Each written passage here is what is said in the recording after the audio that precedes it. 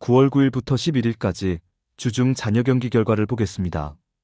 우선 하나가 롯데에게 연이틀 대승을 거두고 1승 2패로 몰린 LG에게 3.5게임 차로 따라붙으며 다시 선두 싸움에 불을 붙였고, 삼성은 2패를 당하며 최근 상승세에 제동이 걸려 5위로 밀려나 꾸준한 경기력을 보여주는 SSG의 3위 안착이 유력해지고 있는 중위권 구도입니다. 리그 최강의 선발을 보유하고 있는 하나이지만 상위권 팀으로는 만족할 만한 타선이 안 된다는 우려를 깨고 이번 롯데와의 사직원정 경기에서는 상승 곡선을 그리기 시작한 불방망이를 앞세워 9대1, 13대 0의 대승을 거뒀습니다. 특히 10일 벌어진 한화류현진과 롯데감보와의 맞대결에서 물론 상대의 남발된 실책도 한몫을 했지만 상대 에이스에게 13득점을 하며 타격에 뚜렷한 상승 곡선을 그린 부분은 올 시즌 12승 1패로 압도하고 있는 키움을 맞아 대전홈 3연전을 기다리고 있는 한화 입장에서는 이 이상 큰 호재도 없을 겁니다. 더구나 키움과의 시리즈 첫날엔 리그 최강 에이스 폰세, 둘째 날은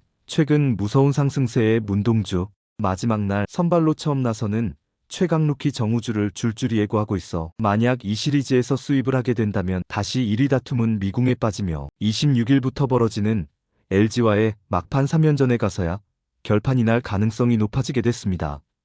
한편 LG는 첫날 키움과의 원정 경기에서 토러스트를 내세워 1위 굳히기에 들어갔지만 1회부터 팀 야수들에게 받은 2점의 득점 지원에도 불구하고 초반부터 제군한조로 흔들리다 4회 말 키움 임지열에게 3런 홈런을 맞는 등 승기를 내줘 2회부터 안정감을 찾은 상대편 에이스 알칸타라가 호투를 한 키움에게 2대 11의 대패를 당하며 KBO 입성 후 4연승을 거둔 토러스트는 이날 첫 패배를 맛봐야 했습니다. 이 경기로 꼴찌가 1위를 잡을 수 있는 스포츠가 야구라는 속설을 그대로 증명하며 예상외의 패배를 당한 LG는 둘째 날 우천 취소로 밀리며 추가 편성된 두산과의 경기는 간신히 승리했지만 다시 마지막 날 KT에게 4대 6의 역전패를 당했는데, 최근 LG와의 맞대결에서 마무리 박영현이 충격의 말로 홈런을 맞으며 본론을 기록하는 등 크게 밀리고 있던 KT 입장에서 초반에 0대 4로 끌려가며 LG 선발 치리노스에게 철저히 봉쇄당하다 7회에만 4점을 내 동점을 만들고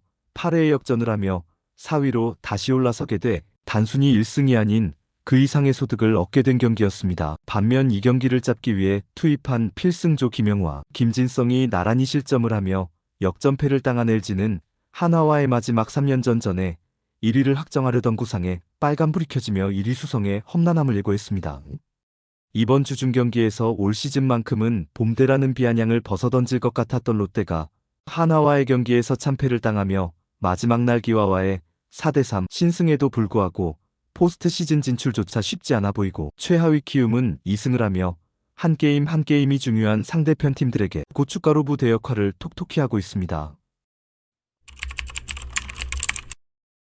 파이어볼러라고 들어보셨나요? 투수가 강속구를 던질 수 있다는 것은 최고 투수 반열에 오르기 위한 필수 조건입니다. 흔히 투수의 구속은 타고난다고 합니다만 특히 150km 이상은 노력만으로 도달할 수 없다고 하는데, 가령 150km대의 강속구가 투수의 손을 떠나 18.44m 떨어진 포수미트에 도달하는데 0.44초 걸린다고 하는데, 타자의 반응 속도는 0.2초 따라서 0.19초 동안 배트를 내야 할지를 결정해야 하고 공의 속도에 맞춰 스윙 타이밍도 조절해야 합니다. 눈으로 보고 머리로 판단하고 몸이 반응하기까지 걸리는 평균 시간이 0.2초 내외이기에 공이 절반도 안 날아왔을 때 스윙 여부를 결정해야 하는 타자 입장에선 강속구가 날아온다면 공을 인지하고 스윙하기 위한 시간은 극히 제한적이므로 심리 저압박은 더욱 커지고 헛스윙 비율도 9%까지 올라간다고 합니다. 이 강한 직구를 가진 투수가 던지는 변화구는 같은 변화구라도 보통의 투수보다 더 큰 이력을 발휘하는데, 그 이유는 타자가 속구에 대응하기 위해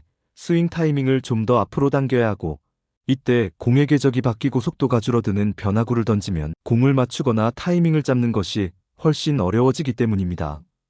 현재까지 기록한 가장 빠른 공은 보스턴 레드삭스의 아롤디스 체스먼의 170.3km라고 하고, 국내 투수 중에서는 한화 문동주의 160.1km의 공이 최고 구속으로 기록되어 있습니다. KBO를 보면 2025년 기준으로 포심의 평균 구속이 146.1km이고 외국인 투수의 평균 구속은 150km대에 육박해 투고 타저의 주요 원인으로 작용하고 있습니다. 한편 현대야구에서는 구속과 함께 RPM을 자주 거론하게 되는데, 이것은 투수가 던진 공이 1분 동안 몇 번 회전하는지를 나타내는 수치로서 공의 궤적과 움직임, 구위에 큰 영향을 미치기 때문에 투수의 투구 능력의 중요한 요소 중 하나입니다. 특히 포심 패스트볼 같은 경우 RPM이 높을수록 중력의 영향을 덜 받아 홈플레이트 근처에서 공이 덜 떨어지게 되므로 타자 입장에선 오히려 공이 떠오르는 착시를 주게 되는데, 이것을 흔히 라이징 패스트볼이라 명명하기도 합니다. 이 RPM을 메이저리그 기준으로 보면 2600rpm을 최상위로 보고 있고 2200에서 2300rpm을 평균치로 보는데, 2300rpm 이상일 때 확실히 타율은 떨어지고 헛스윙 비율도 높아진다고 합니다. KBO 공인구의 경우는 실밥이 두껍고 미끄러움이 덜하여 200에서 300 정도 rpm이 더 나온다고 하니 메이저리그와 국내 투수들의 회전수 직접 비교는 다소 무리가 있는 듯합니다. 여기서 RPM이 높으면 구위가 좋다고 생각하기 쉬운데, 회전수가 좋은 구위를 만드는 하나의 재료이기는 하나 이 RPM이 높은 것이 구종에 따라서는 꼭 유리하지만은 않습니다.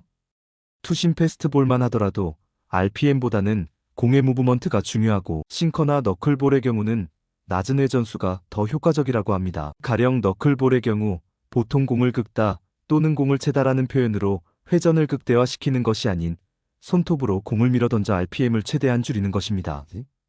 어쨌든 현대야구에서는 구속혁명, RPM 등의 신장으로 타자들이 맞이하는 현실은 더욱 가혹하기만 한데, 야구의 역사가 투수와 타자가 경쟁하며 발전해왔다는 관점에서 보면 이를 받아들이는 타자가 더 많은 훈련과 전략적 접근을 통해 이 어려움을 극복하리라 봅니다. 구독, 좋아요, 알림 설정 부탁드립니다.